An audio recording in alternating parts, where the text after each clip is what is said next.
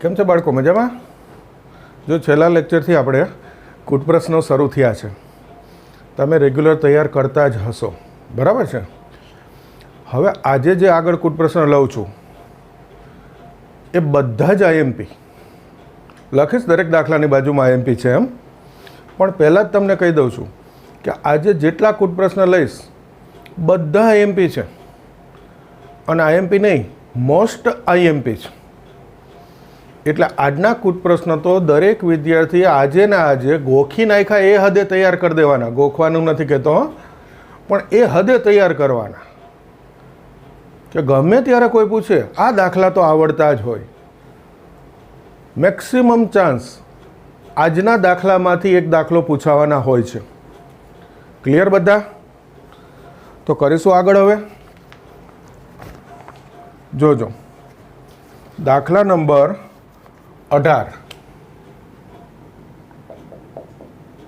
સ્વાધ્યાય 6.5. છેલ્લા લેક્ચરમાં આપણે છેલ્લો 17મો દાખલો કરેલો હતો. ઓકે, તો 18મા દાખલાથી આજ આગળ જોઈશું. 45 ગુણ્યા 24 સેમી લંબચોરસ પતરાના દરેક ખૂણેથી 4 એકરૂપ ચોરસ કાપીને બાકીના ભાગને વાળીને એક ખુલ્લી પેટી બનાવવામાં આવે છે. ગઈકાલ જે છેલ્લો દાખલો હતો એ જ રીત. ગઈકાલ ચોરસ હતો, આજે શું છે? લંબચોરસ પતરું છે. પેટીનું ઘનફળ મહત્તમ થાય તે માટે પતરામાંથી કાપવામાં આવતા ચોરસની લંબાઈ શોધો. તો ખ્યાલ આવી ગયો? રીત છેલ્લા લેક્ચરના છેલ્લા દાખલાની જ છે. ખાલી એમાં ચોરસ પતરું હતું, આમાં લંબચોરસ પતરું છે. બાકી આખી રીત એની એ જ છે. તો પહેલાં તો આ રકમનું ટૂંકું સ્વરૂપ લખી દઉં. ઘનફળ મહત્તમ કાપેલ ચોરસની લંબાઈ, આટલું આપણે શોધવાનું છે. ઓકે, તો પહેલાં તો આ લંબચોરસ પેટી દોરીએ. જુઓ, લંબચોરસ પતરું. ઓકે, આ 45,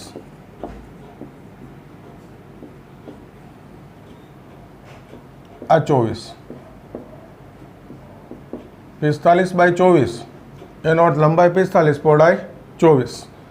આ લંબચોરસ પતરું ચારે ખૂણેથી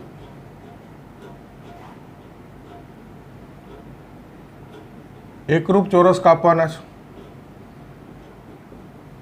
આ કાપી લીધા ચોરસ. એ કાપેલ ચોરસ છે એનું માપ હું x ધાર લઈશ. ઓકે, એટલે આ કટકા કપાઈ જશે ચારે ખૂણેથી. તો અહીંયાથી આ ભાગને આમ ફોલ્ડ કરીશું એટલે ઊંચો આવશે આ ભાગ. એ જ રીતે અહીંયાથી આને આમ ફોલ્ડ કરશું, એ જ રીતે અહીંયાથી આને ફોલ્ડ કરશું, અને આને આ બાજુ ફોલ્ડ કરશું. થઈ ગઈ પેટી, ખુલ્લી પેટી. ગઈકાલ મેં કીધું હતું છેલ્લા લેક્ચરમાં, માચિસ બોક્સ. ઉપરનું કવર કાઢી લ્યો એટલે અંદર જેમાં માચિસ પડેલી છે આ બોક્સ બની ગયું. એક્ઝેક્ટ આ લંબચોરસ હોય બોક્સ. હવે જુઓ, આ XX કાપી લઉં તો આટલું બચે. પેટી માટે આટલું જ રહે. આ પતરા માટે છે 24. પેટી માટે તો આ જ ભાગ ફોલ્ડ થવાનો. તો આ XX કપાઈ ગયું એટલે 24 ઓછા 2x થઈ ગઈ પેટી માટે પહોળાઈ. એ જ રીતે આ પતરા માટે હતું, પેટીમાં તો આટલો જ ભાગ ફોલ્ડ થવાનો છે.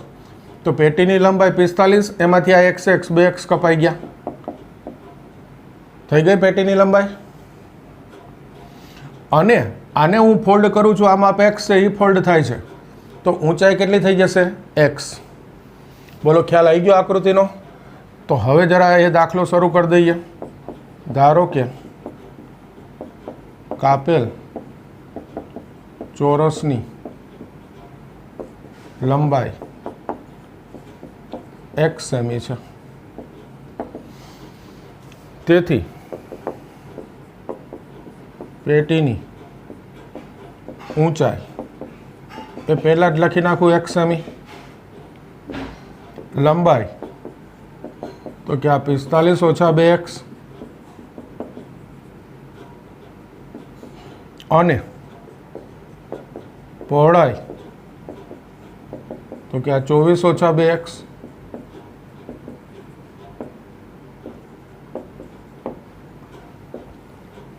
તો આ પેટી માટે લંબાઈ, પહોળાઈ અને ઊંચાઈ આવી ગઈ.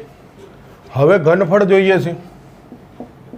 તો આ પેટીનું ઘનફળ તમને ખ્યાલ જ છે, લંબાઈ ગુણ્યા પહોળાઈ ગુણ્યા ઊંચાઈ. ઘનફળ થઈ ગયું. ફરી એકવાર યાદ કરાવી દઉં, જે શબ્દની સાથે આ મહત્તમ હોય કે ન્યૂનતમ હોય એવું લખેલું હોય એ શબ્દનું વિધેય બનાવવાનું. પેટીનું ઘનફળ મહત્તમ થાય તો મહત્તમ શબ્દ કોની સાથે છે? ઘનફળ સાથે. એટલે વિધેય બને પેટીના ઘનફળનું. ઓકે, એટલે બે વસ્તુ સાબિત કરવાની થઈ. એક ઘનફળ મહત્તમ અને બીજું ત્યારે આ ચોરસની લંબાઈ, એટલે આપણે જે એક્સ ધારેલું છે એ શોધવાનું. લગભગ બધા કૂટ પ્રશ્નો બે વસ્તુ હોય, એક મહત્તમ કે ન્યૂનતમ સાબિત કરવું અને બીજું એકાદ માપ શોધવાનું. ક્લિયર? આ ઘનફળનું વિધેય આવી ગયું. એટલે હવે કૂટ પ્રશ્ન પૂરો. હવે આપણે જે મહત્તમ ન્યૂનતમના દાખલા ગણેલા છે એ રીત શરૂ થઈ ગઈ. fx આનું સીધું વિકલન નથી કરતો, પહેલાં વિસ્તરણ કરી દઉં. 45 ગુણ્યા 24. જુઓ, હવે તમારી પાસે કેલ્સી હોય, મારી પાસે ના હોય. 45 4 180 18 90 ને 18 108. ઓકે, 45 ગુણ્યા 2 90. નવડો કરી દઉં સરખો.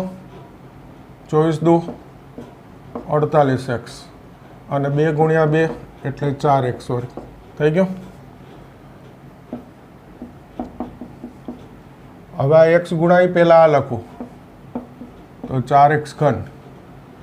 આ થશે 8 13 138x. એને આ એક્સ ગુણાવું એટલે એક્સ સ્ક્વેર અને આ છેલ્લે 1080x. થઈ ગયું.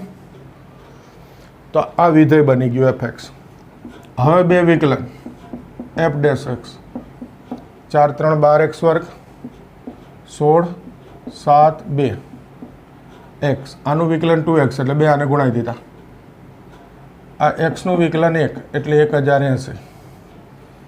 f ડબલ ડેશ x તો આનું વિકલન 2x એટલે બે આને ગુણાવું તો 12 2 24. આ 276. એક્સનું વિકલન 1 અને આ 0. હવે સૂત્ર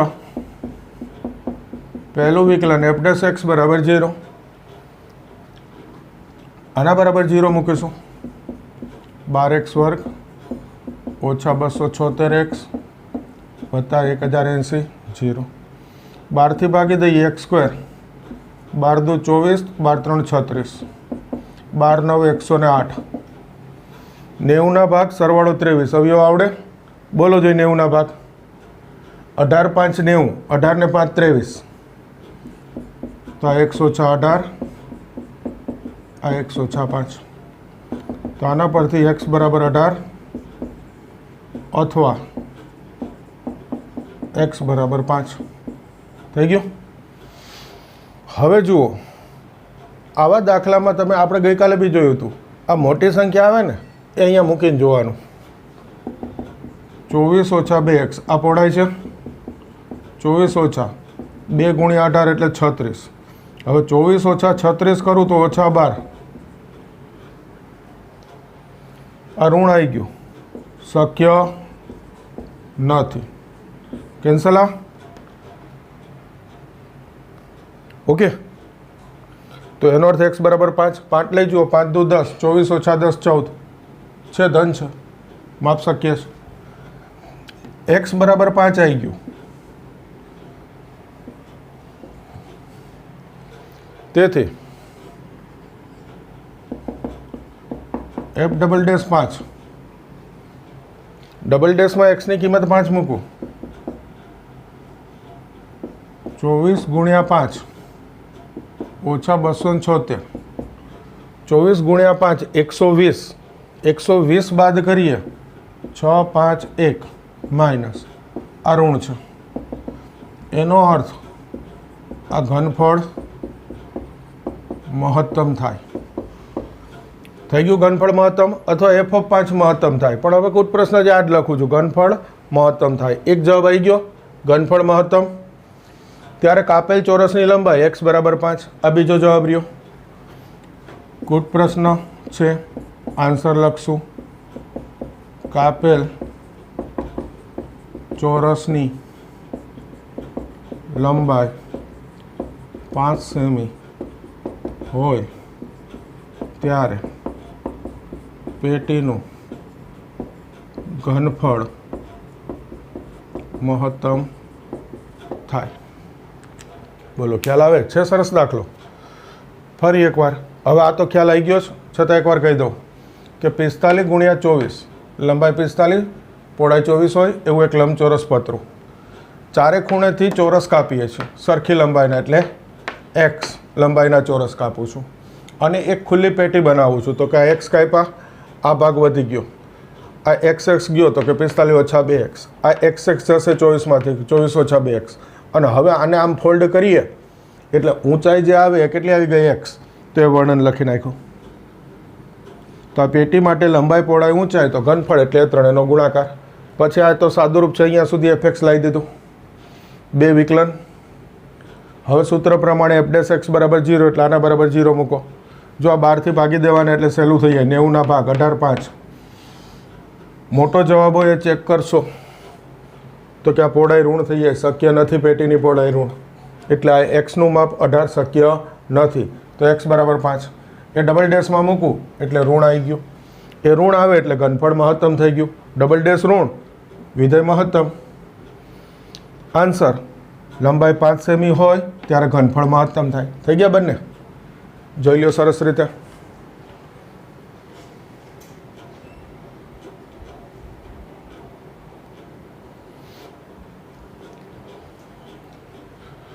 જો આગળ 19મો દાખલો.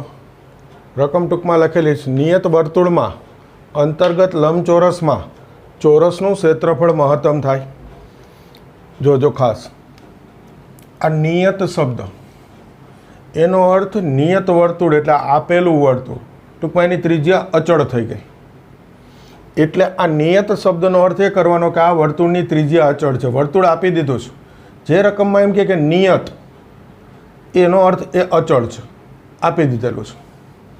અંતર્ગત લંબચોરસ એટલે એ વર્તુળની અંદર આપણે લંબચોરસ લેવાનો. અને જવાબ શું જોઈશે? ચોરસનું ક્ષેત્રફળ મહત્તમ થાય. એટલે કે જ્યારે આ લંબચોરસ છે એ ચોરસ હોય ત્યારે ક્ષેત્રફળ મહત્તમ થાય. ટૂંકમાં બે જવાબ કરવાના છે. એક, આ લંબચોરસ છે એ ચોરસ છે એમ સાબિત કરવાનું. લંબચોરસ હોય એટલે લંબાઈ, પહોળાઈ જુદી જુદી હોય, ચોરસ હોય તો સરખી. ટૂંકમાં લંબાઈ બરાબર પહોળાઈ સાબિત કરી દો એટલે એ ચોરસ થઈ ગયો. અને ત્યારે એનું ક્ષેત્રફળ શું સાબિત કરવાનું? મહત્તમ. થઈ ગયા બે જવાબ. જો રકમ સમજાવી. હવે દાખલો જોઈએ. કા એક સરસ વર્તુળ છે, માની લેજો આ વર્તુળ છે, ઓકે. એમાં અંદર લંબચોરસ બનાવું છું. આ લંબચોરસ છે એવું માની લેવાનું. આ વિકર્ણ બનાવી દીધો એક. આને હું લંબાઈ x ધાર લઉં, આને હું પહોળાઈ y ધાર લઉં, અને ત્રિજ્યા હું લંબચોરસની r ધાર લઉં. સોરી, વર્તુળની ત્રિજ્યા શું ધાર લઉં? r. હવે એક બીજી વસ્તુ યાદ રાખજો ભૂમિતિની, કે આ વર્તુળની અંદર જ્યારે હું આ લંબચોરસ બનાવું ત્યારે એનો જે વિકર્ણ છે, લંબચોરસનો વિકર્ણ, એ આ આપેલ વર્તુળ માટે વ્યાસ થાય. આ વિકર્ણ જે છે એ આ વર્તુળનો શું થઈ જાય? વ્યાસ. એટલે મેં અહીંયા ત્રિજ્યા બતાવી છે કે આ કેન્દ્ર, તો r, આ વ્યાસ થઈ ગયો, તો એનું માપ થઈ જશે 2r. જુઓ, આ A, B, C, D નામ આપું અને આ કેન્દ્ર O કહી દઉં. ધારો કે r ત્રિજ્યાના નિયત વર્તુળમાં અંતર્ગત લંબચોરસ ની લંબાઈ x અને પહોળાઈ y છે. ટૂંકમાં લંબાઈ એક્સ, પહોળાઈ વાય, ત્રિજ્યા આર, 3 વસ્તુ કહી દીધી. તેથી ત્રિકોણ ABCમાં આ જુઓ જોઈએ લંબચોરસ એટલે કાટખૂણો, અને એવું હોય તો ABCમાં પાયથાગોરસ આવે તો શું થાય જુઓ જો, x² + y² 2r નો વર્ગ લખું, ચલો 2r લખી નાખ્યા, આ 2r. તેથી y² બરાબર શું થશે, 4r² - x² થાય. આટલું આ દાખલામાં એકદમ સરસ. જો આટલું ખબર પડી જશે તો આગળ દાખલો આવડી જશે. આ ખાસ શીખવાનું છે કે અંદર લંબચોરસ લઉં તો પહેલું મારે શું લેવાનું, તો કે આ x y અને આ 2r થાય વિકર્ણ, તો x² + y² = 2r². એના પરથી y મળી જાય. શા માટે, તો કે મારે વિધેય કોનું બનાવવાનું, લંબચોરસમાં ચોરસનું ક્ષેત્રફળ મહત્તમ. મહત્તમ શબ્દ કોની સાથે છે, ક્ષેત્રફળ સાથે છે. તો વિધેય કોનું બનશે, લંબચોરસના ક્ષેત્રફળનું. ક્લિયર? આ મહત્તમ ન્યૂનતમ શબ્દ જેની સાથે હોય એનું વિધેય બને. આ શબ્દ કોની સાથે છે, ક્ષેત્રફળ. તો લંબચોરસનું ક્ષેત્રફળ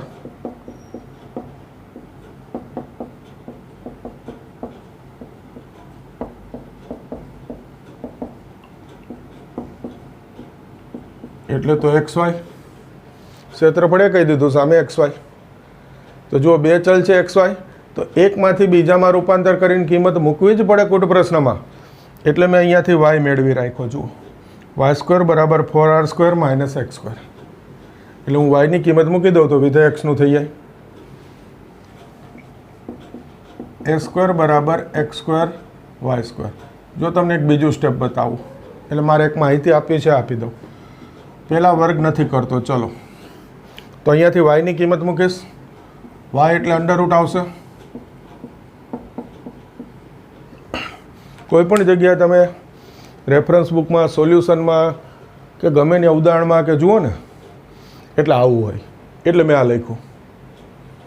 હવે આનું વિકલન થાય, થઈ ગયું. ચલ આ r તો અચળ છે, ચલ x નું વિધેય થઈ ગયું. આનું વિકલન થાય, દાખલો ગણાય, વિધેય આવી ગયું. એટલે હવે તો મહત્તમ ન્યૂનતમનો દાખલો થઈ ગયો. પણ આ વર્ગમૂળ હોય ને એનું ક્યારેય વિકલન ના કરાય. પહેલું વિકલન તો થઈ જશે f'(x), એનું બીજું વિકલન (x) લેશો ને ત્યારે કારણ વગર દાખલાનું સાદુરૂપ અઘરું થશે. અને જ્યાં પણ તમે સોલ્યુશનમાં, રેફરન્સ બુકમાં કે ગમે ત્યાં વાંચશો ને એ આ જ હોય વર્ગમૂળ, અને એના જ વિકલન કરે લોકો. આપણે ક્યારેય નહીં કરવાનું. આપણે શું કરવાનું, આનો વર્ગ લઈ લેવાનો.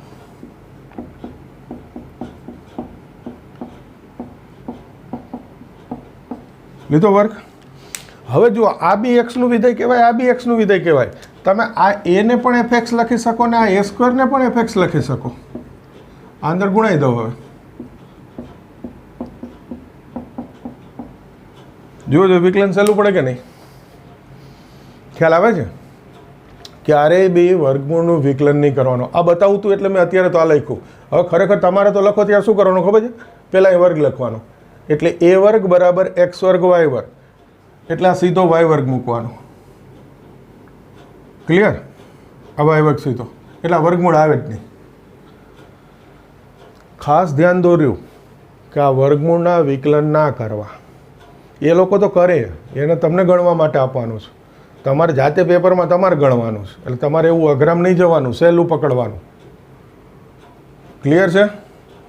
હવે જુઓ, આ વિધેય બની ગયું એટલે હવે તો દાખલો આવડી ગયો. અગત્યનું આટલું જ હતું. તો એકવાર પહેલાં આ બતાવી દઉં.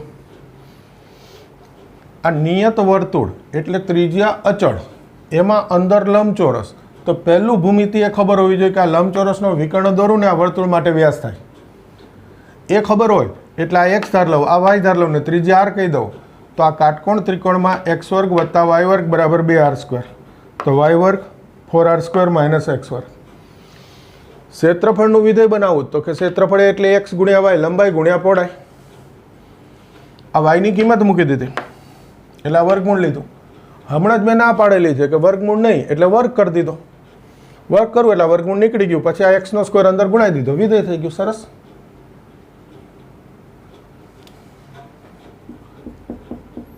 F dash x. હવે વિકલન તો આવડવાનું જ છે. 4a² x² 2x આ 4x કર. બીજું વિકલન કરી દો ડબલ ડેશ એક્સ. તો આ 4 દુ 8 r². એક્સનું વિકલન 1, આનું 3x² એટલે 4 3 12x². હવે સૂત્ર પ્રમાણે પહેલું વિકલન બરાબર 0. તો આના બરાબર 0 મૂકીશ એટલે 8r² x minus 4x³ 0. 4x common 2r² ઓછા x² 0.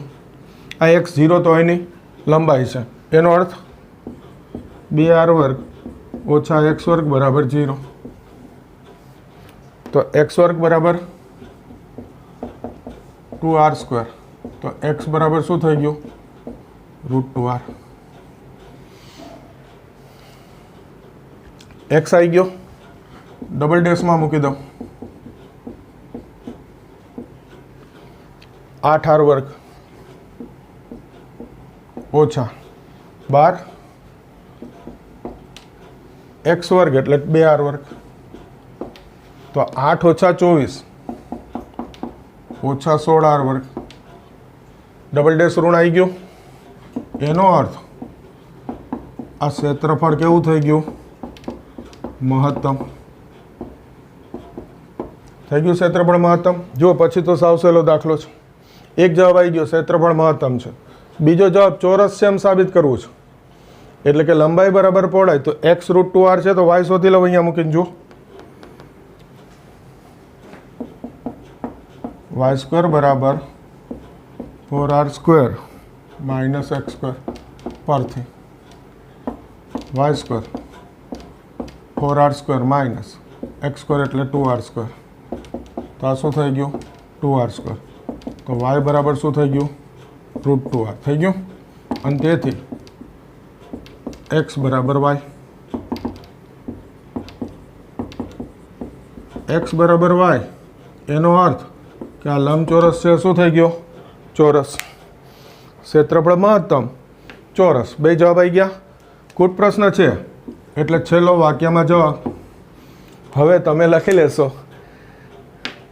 કે ચોરસ હોય ત્યારે ક્ષેત્રફળ મહત્તમ થાય, ટૂંકમાં લખવું હોય તો. બાકી આખી રકમ નિયત વર્તુળમાં અંતર્ગત લંબચોરસમાં તે ચોરસ હોય ત્યારે ક્ષેત્રફળ મહત્તમ થાય. આખું વાક્ય લખી નાખો તો બી સરસ છે. ખ્યાલ આવે છે?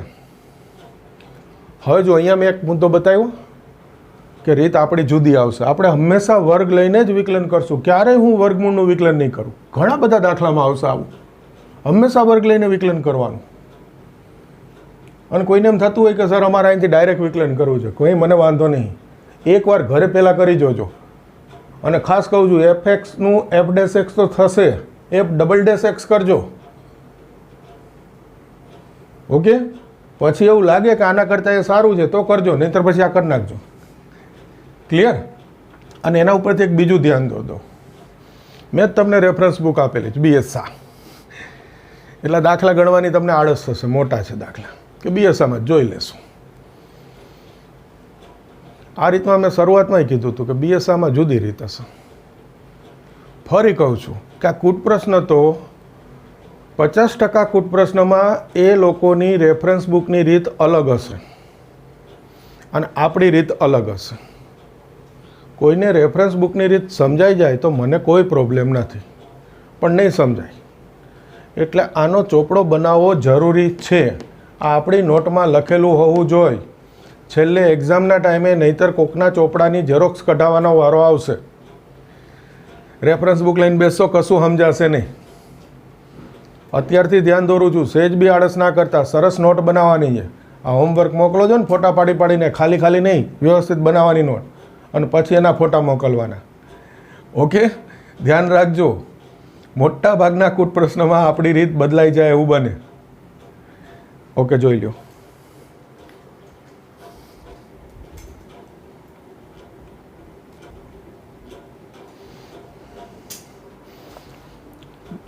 જો અહીંયા સુધી મેં સળંગ દાખલા ગણાવ્યા. હવે થોડો ક્રમ સેટ કરું છું મારી રીતે. દાખલા નંબર 25. આની ઉપર તમે મોસ્ટ IMP લખી નાખો ને તો ચાલે. બધા IMP જ છે, આ મોસ્ટ IMP લખો તો ચાલે. અને લંબાઈ જોજો દાખલાની. દાખલો સહેલો છે, ખાલી લાંબો પડે. તિર્યક ઊંચાઈ એલ આપેલ હોય ત્યારે મહત્તમ ઘનફળવાળા શંકુનો અર્ધ શિરાકોણ tan ઇન્વર્સ √2 છે તેમાં સાબિત કરો.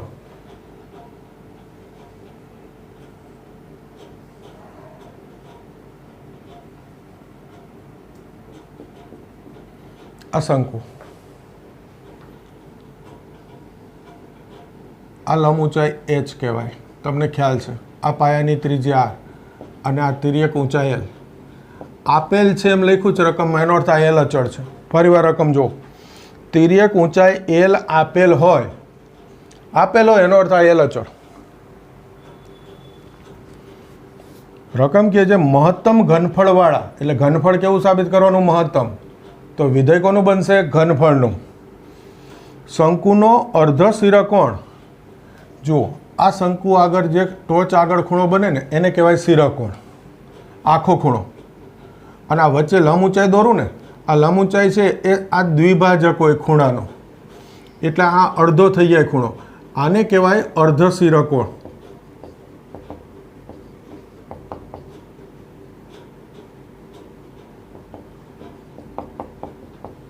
ઓકે, શબ્દ સમજાઈ ગયો?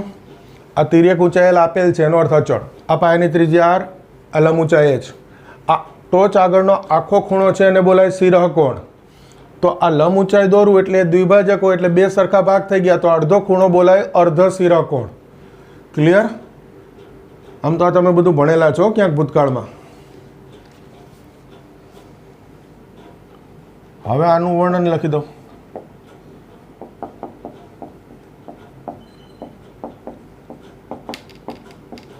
ત્રિજ્યા r,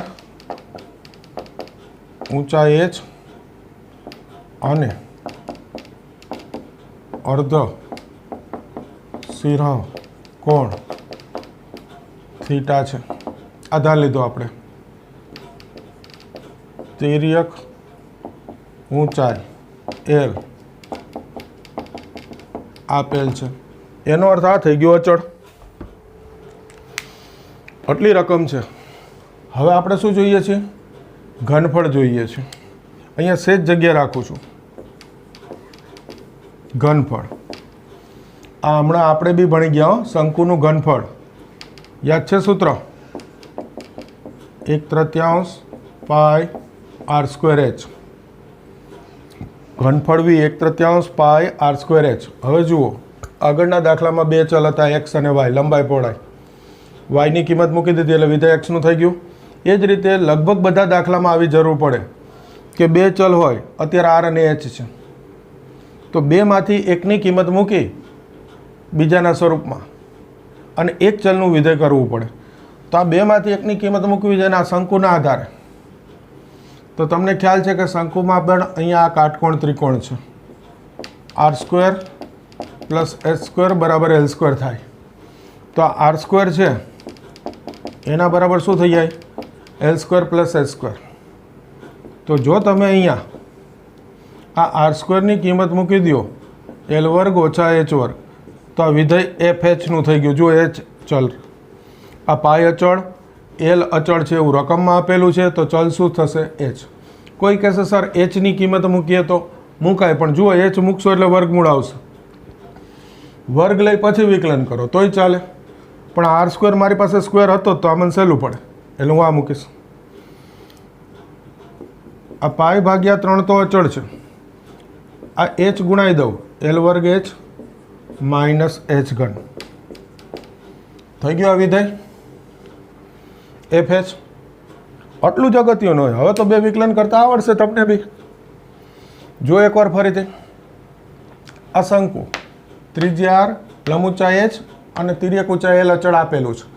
આ શિરાકોણ, તો અર્ધ શિરાકોણ મેં થીટા ધાર લીધો, એ વર્ણન આવી ગયું. શંકુ માટે r² + h² બરાબર l² થાય, આ તમને ખબર જ છે. તો r² બરાબર l² - h². ઘનફળનું વિધેય, ઘનફળ મહત્તમ છે એમ સાબિત કરવું છે, એટલે ઘનફળનું વિધેય 1/3 પાઈ r²h. સૂત્ર મૂકી દીધું. r² ની કિંમત મૂકવું l² - h², એટલે એક જ ચલ રહ્યો h. પાઈ અને l અચળ થઈ ગયા. ચલ h નું વિધેય એટલે એને fh કહી દીધું. આ h અંદર ગુણાઈ દીધો, l² h એચ ઘન થઈ ગયું. હવે વિકલન કરીએ. એફ ડેશ એચ π/3 આ એલ સ્ક્વેર એચનું 1 આનું 3h². બીજું વિકલન π/3 આ 0 અચળ છે 0 વિકલન આનું 2h એટલે -6h. તો આ થઈ ગયું -2πh. આ જુઓ અત્યારથી જ 0 છે, <0 છે. એચની કોઈ પણ કિંમત મૂકવું, એચ તો ધન જ હોય ને, ઊંચાઈ છે. આ ઋણ આવી ગયું, પણ પછી બતાવીશ. ચાલો ને, અત્યારે ભલે રહ્યું. આપણે દાખલાની રીતમાં જ જઈએ. હવે પહેલું વિકલન બરાબર 0, આ સૂત્ર છે. આમાંથી h શોધીશું. તો આના બરાબર 0 લખવું એટલે સીધું આ લખવું l વર્ગ. આ તો સામે જાય એટલે 0 થઈ ગયા. તો 3h વર્ગ બરાબર l વર્ગ √3h. l h બરાબર l/√3. ખાલી અહીંયા મૂકીને બતાવી દઉં, બાકી ઋણ તો છે જ. -2π l/√3 <0 થઈ ગયું.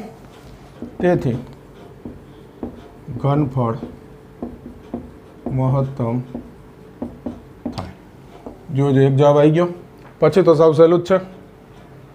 હવે અર્ધશિરોકોણ શોધવો છે, તો આ ખૂણો શોધવો છે અને સાબિત કરવાનો દાખલો હોય એટલે લખેલું છે કે અર્ધશિરોકોણ tan ઇન્વર્સ √2 છે, અમે સાબિત કરો. ટૂંકમાં આનું tan θ લેવાનું છે. તો tan θનું કાટકોણ ત્રિકોણ માટે સૂત્ર શું? સામેની બાજુ ભાગ્યા પાસેની બાજુ, એટલે r/h આવશે. તો આ h તો છે, જોઈ લ્યો છે h. હજુ આપણે r શોધવાની જરૂર છે, એટલે હું અહીંયાથી r શોધી લઈશ.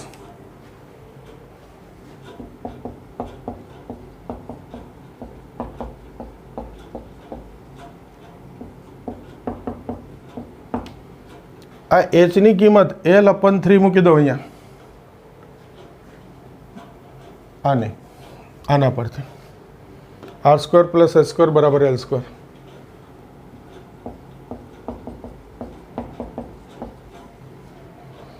h ની કિંમત મૂકી દઉં છું l²/3. તો r² l² - l²/3 2l²/3. 3 લસા 3 - 1 2. તો r બરાબર √2l/√3 આવી ગયો r. હવે tan θ લખીશ. આ કાટકોણ ત્રિકોણ, એના માટે આ થીટા. તો tan લખવું એટલે સામેની બાજુ ભાગ્યા પાસેની બાજુ. r/h r √2l/√3 h l/√3 ગયા √2. અહીંયા લખી નાખો √2. કોના બરાબર છે? tan θ. તો θ બરાબર શું થઈ ગયું? tan ઇન્વર્સ √2 થઈ ગયું અર્ધશિરોકોણ. તો આટલું સહેલું છે. ફરી એક યાદ રાખવાનો મુદ્દો આવ્યો કે આ અર્ધશિરોકોણ tan ઇન્વર્સ √2 જોઈએ છીએ, તો જવાબમાંથી ખબર પડે કે tan ઇન્વર્સ √2 એટલે આપણે આ tan θ લેવાનું છે. તો કે r/h થાય. તો h મળી જશે, r શોધવાનો છે. તો કે અહીંયા મૂકી દો h ની કિંમત એટલે r આવી ગયો. તો કે અહીંયા મૂક્યો તો થઈ જાત નહીં. ઓકે, તમે અહીંયા મૂકી દેજો. r જ આવતો, તમે ખાલી ભૂસી નાખ્યું તો પક્ષાંતરનું એક સ્ટેપ ઓછું થાય. ઓકે, વાંધો નહીં. ખ્યાલ આવી ગયો ને? અહીંયા મૂકો કે અહીંયા મૂકો, h ની કિંમત મૂકો એટલે r આવી જાય. r આવી જાય એટલે tan θ r/h r/h. તો આ √2 θ tan ઇન્વર્સ √2. ફરી કુટ પ્રશ્ન છે, આન્સર લખશું ને. અર્ધશિરોકોણ tan ઇન્વર્સ √2 થાય ત્યારે શંકુનું ઘનફળ મહત્તમ થાય. થઈ ગયું છે સરસ દાખલો. પહેલાં આટલો ખ્યાલ આવવો જોઈએ અને પછી આ એક પોઈન્ટ, બાકી બધું સહેલું જ પાછું. મોસ્ટ આઈએમપી કરી દેજો.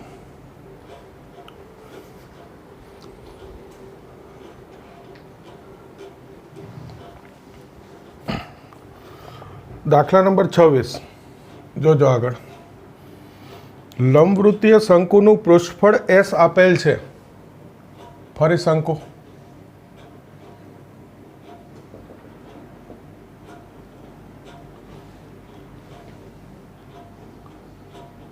આ પાયાની ત્રિજ્યા R, આ લંબ ઊંચાઈ H, આ તિર્યક ઊંચાઈ L. રકમમાં એવું કીધું છે પૃષ્ઠફળ S આપેલ હોય ત્યારે મહત્તમ ઘનફળવાળા શંકુનો અર્ધશિરકોણ sin ઇન્વર્સ 1/3 છે તેમ સાબિત કરો. એનો અર્થ પૃષ્ઠફળ આપેલું છે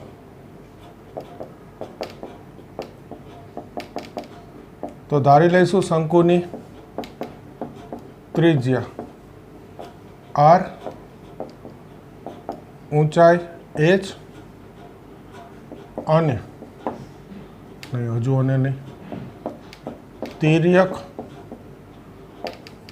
ઊંચાઈ L તથા અર્ધ શિરકોણ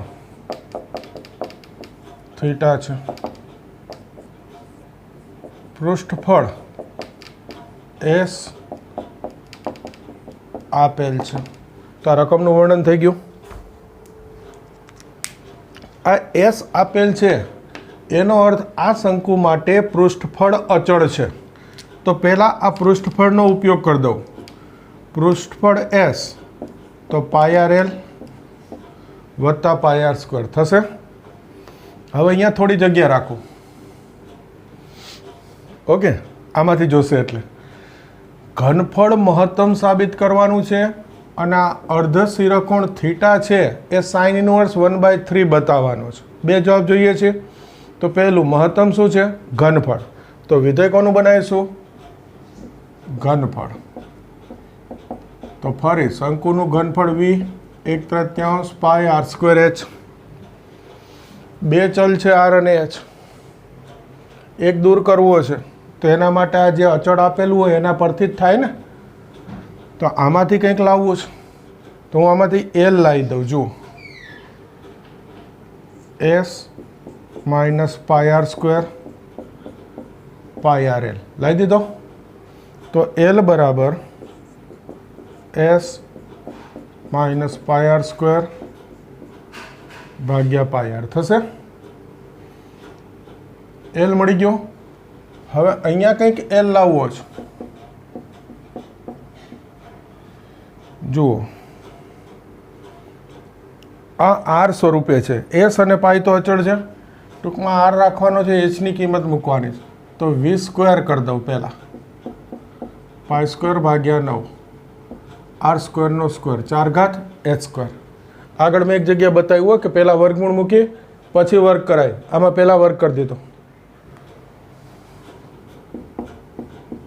π² ભાગ્યા 9 R ની 4 H² એટલે L² ઓછા R². અહીંયા બતાવી દઉં R² પ્લસ H² બરાબર L². તો H² બરાબર L² ઓછા R² થાય. આ કિંમત અહીંયા મૂકી H²ની. ઓકે, ડાયરેક્ટ મૂકવા દાખલામાં આવું કંઈ બતાવવું ફરજિયાત ના હોય. હવે π² ભાગ્યા 9 R ની 4. હવે અહીંયાથી L ની કિંમત મૂકીશ.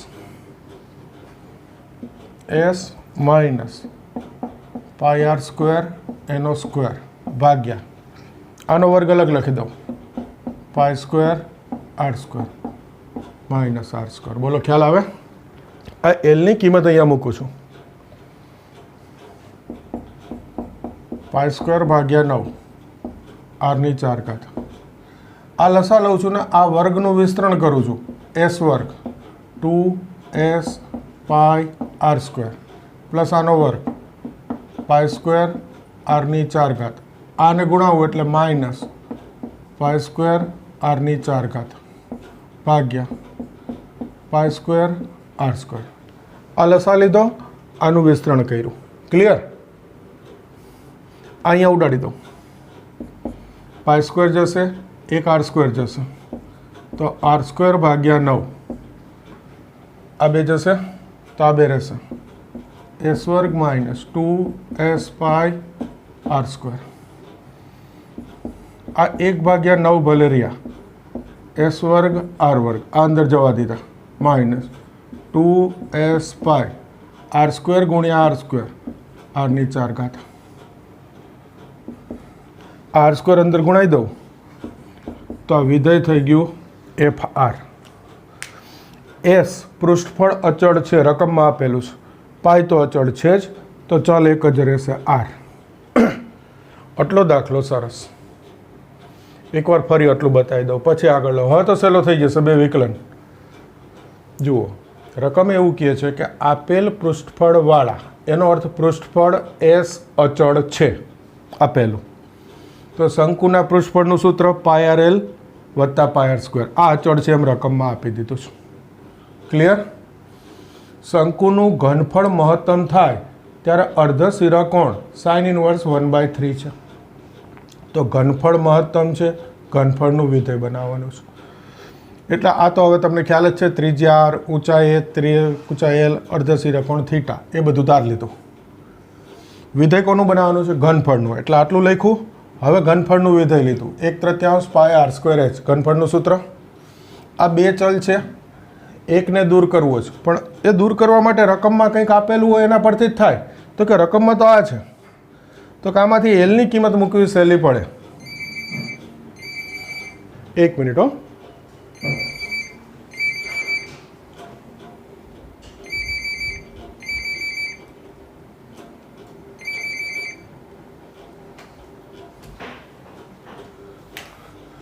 સોરી, ફોન હતો, બંધ કરવાનો ભૂલાઈ ગયો તો આજ મોબાઈલ.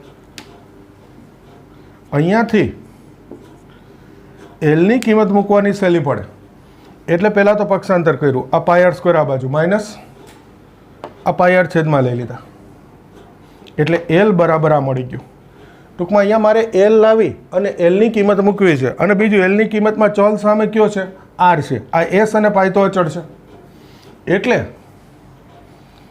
અહીંયા મેં પહેલાં વર્ગ લીધો, વી સ્ક્વેર પાઈ સ્ક્વેર ભાગ્યા 9, આરની 4 ઘાત એચ સ્ક્વેર.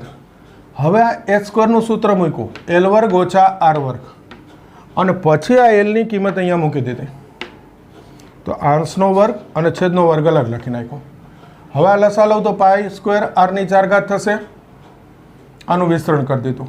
આ જશે એટલે આ બે વધે, આ પાઈ સ્ક્વેર જશે, આર સ્ક્વેર જશે એટલે આર સ્ક્વેર રહેશે. હવે આ આર સ્ક્વેર અંદર ગુણાઈ દીધો, તો આર સ્ક્વેર આરની 4 ઘાત. એટલે સરસ વિધેય થઈ ગયું. બોલો, ખ્યાલ આવે? સાદુરૂપ એકવાર ગણશો એટલે ક્લિયર થઈ જશે. હવે વિકલન કરીશ. એફ ડેશ આર 1/9 એસ વર્ગ, આનું વિકલન 2r, 2s પાઈ, આનું વિકલન 4r ઘન. બીજું વિકલન F double dash R 1/9 2s વર્ગ, આ આરનું વિકલન 1 માઇનસ આ 4 દુ 8 એસ પાઈ, આ આર ઘનનું 3r સ્ક્વેર. થઈ ગયા બે વિકલન. હવે જોજો, જગ્યાની જરૂર પડશે, થોડો મોટો દાખલો છે. હવે સૂત્ર છે પહેલું વિકલન બરાબર 0. આ પહેલું વિકલન 0, તો આ તો લખવાની જરૂર નહીં, આ લખું છું 2s વર્ગ આર માઇનસ 4 દુ 8 એસ પાઈ આર ઘન બરાબર 0 થશે. તો આમાંથી સામાન્ય નીકળે 2s આર, તો અહીંયા વધે 1s, અહીંયા વધશે 4, આ એસ છે, એસ તો સામાન્ય, પાઈ આર સ્ક્વેર બરાબર 0 થશે. આ એસ અને આર, તો એસ એટલે પૃષ્ઠફળ છે, આર એટલે ત્રિજ્યા છે શંકુની, એ તો 0 હોય નહીં. તો એસ બરાબર શું આવી ગયું? 4 પાઈ આર સ્ક્વેર. આ થઈ ગયું. જો આ એસ આવી ગયો, એના પરથી આર સ્ક્વેર લઈ લો, તો આર સ્ક્વેર એસ અપન 4 પાઈ આર રૂટ એસ અપન 4 પાઈ ભેગું જ બતાવી દઉં છું. એફ ડબલ ડેશ આર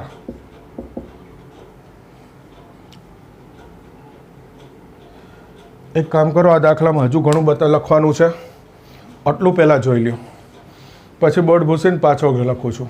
જોજો આ ડબલ ડેશ સુધી તો આવડે જ. હવે બીજું શું કરેલું છે? પહેલું વિકલન બરાબર 0, તો આના બરાબર 0. 2SR કોમન એટલે S 4 પાઈ આર સ્ક્વેર. આ તો 0 હોય નહીં એટલે આના બરાબર 0, તો S બરાબર 4 પાઈ આર સ્ક્વેર. તો આર સ્ક્વેર એસ અપન 4 પાઈ આર રૂટ એસ અપન 4 પાઈ. એ કિંમત ડબલ ડેશમાં મૂકવીશ. મૂકી દો.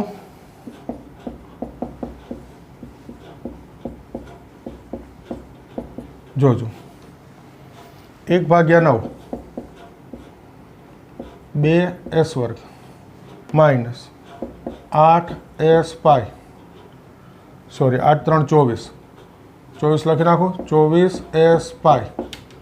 આ આર સ્ક્વેર એસ અપન 4 પાઈ, તો આ પાઈ જશે 4 6 24,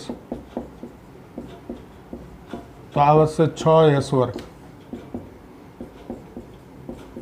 આ રહેશે ઓછા 4s વર્ગ. જુઓ લેસ દેન 0 થઈ ગયું.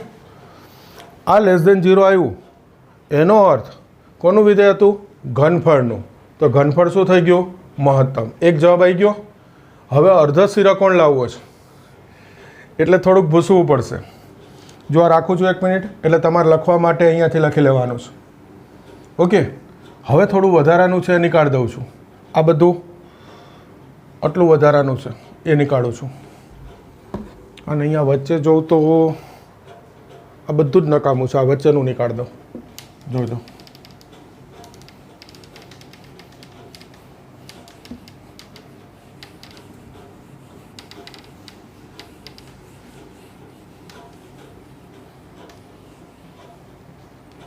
ઓકે. જુઓ અહીંયા વચ્ચે લખું છું ફરીથી.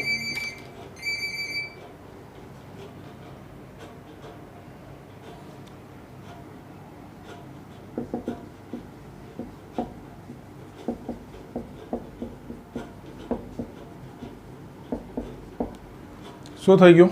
ઘનફળ મહત્તમ થઈ ગયું. એક જવાબ આના પરથી ઘનફળ મહત્તમ. હવે આ અર્ધ સિરકોણ થીટા છે, સાબિત કરવાનો દાખલો છે. આ વખતે સાબિત કરવાનું છે સાઇન ઇનવર્સ 1/3. ટૂંકમાં સાઇન થીટા લેવાનો છે. તો કાટકોણ ત્રિકોણ માટે સાઇનનું સૂત્ર સામેની બાજુ ભાગ્યા કર્ણ, તો આર અપન એલ જોઈશે. આર તો આવી રહ્યું, એલ નથી.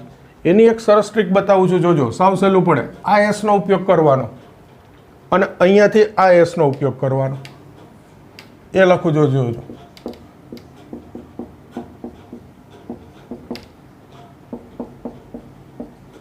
અહીંયાથી આ લીધું પૃષ્ઠપળનું, અને આ એસ બરાબર 4 પાઈ આર સ્ક્વેર છે એ અહીંયા મૂકી દઉં.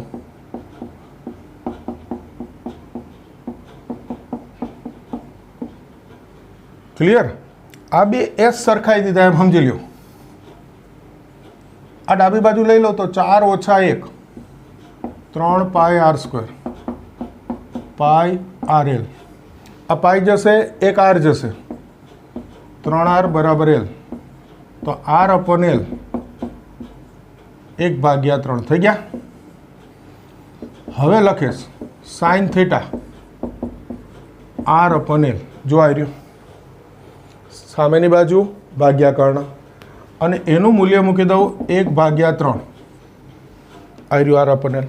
તેથી થીટા બરાબર સાઇન ઇનવર્સ 1/3.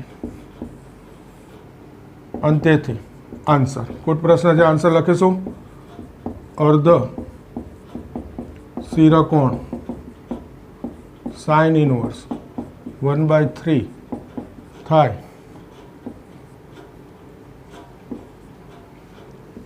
ત્યારે ઘનફળ મહત્તમ થાય. થઈ ગયો આન્સર? જોજો, આ બે તો પહેલાં લખાઈ ગયેલા છે. આ વચ્ચેનું જ છેલ્લે છે, એટલે એ રીતે લખજો. આ બધું ડબલ વાર ના લખતા. ફરી વાર એકવાર અહીંયાથી સમજાવી દઉં. આ ડબલ ડેશ ઋણ આવે એનો અર્થ વિધેય મહત્તમ, એટલે વિધેય હતું ઘનફળનું, તો ઘનફળ શું થઈ ગયું? મહત્તમ. એક જવાબ આવી ગયો. હવે અર્ધ શિરોકોણ આ જોઈએ છે સાઇન ઇન્વર્સ. આ જવાબ એવું કહે છે કે આ સાઇન થીટા લેવાનો છે. સામેની બાજુ ભાગ્યા કર્ણ આર અપન એલ, તો આર અને એલની જરૂર પડે. જો અહીંયાથી આર લઈને ક્યાંય એલ શોધવા જઈએ ને દાખલો કન્ફ્યુઝનમાં આવી જાય. સરસ એક પોઈન્ટ ધ્યાન રાખવાનો છે. આ એસ પાય આર એલ વત્તા પાય આર સ્ક્વેર લખેલું હતું અને અહીંયા એસ બરાબર શું આવ્યું? 4 પાય આર સ્ક્વેર. તો આ એસ બરાબર 4 પાય આર સ્ક્વેર અહીંયા મૂકી દીધું. ટૂંકમાં આ બે એસ સરખાઈ દીધા એમ માની લ્યો. તો હવે જોઈ લો દાખલો સહેલો થઈ ગયો. આ ડાબી બાજુ એટલે 3 પાય આર સ્ક્વેર, પાઈ જશે એક આર જશે 3 આર એલ, એલ છેદમાં 3 છેદમાં r upon l 1/3. Clear? Sine theta r upon l, આ 1/3 મૂકી થીટા સાઇન ઇન્વર્સ કરી દીધું. જવાબ આવી ગયો. થોડો મોટો દાખલો છે પણ પૂછાય છે, તૈયાર કરવો પડે. જો આજના દિવસમાં આપણે કેટલા દાખલા લીધા? ખાલી 4. બધા જ આઈએમપી. ઓકે, બધા જ આઈએમપી છે. સરસ તૈયાર કરી દેવાના. કાલથી આગળ પાછા નવા લેક્ચરથી નવા દાખલા લઈશું. ઓકે, કરી દો આજે તૈયાર.